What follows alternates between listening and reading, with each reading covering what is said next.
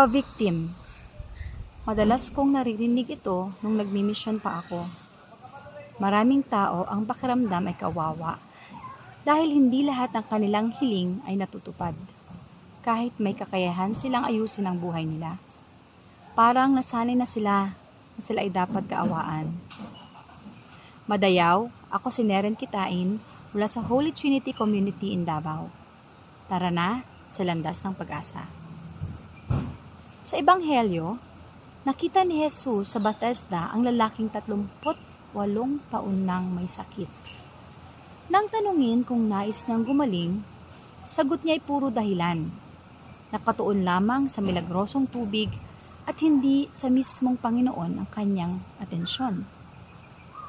Ngunit sinabi ni Jesus, "Tumindig ka, dalhin mo ang iyong higaan at lumakad ka."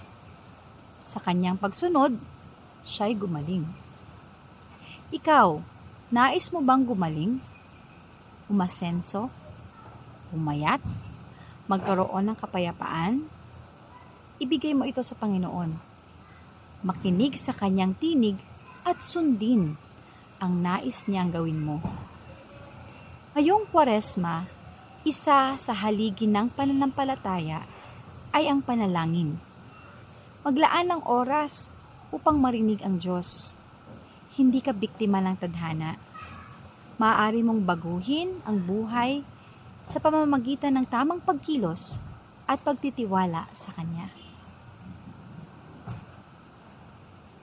Kung kayo ay na-bless ng maikling mensaheng ito, paki-like, paki-share at maging landas ng pag-asa.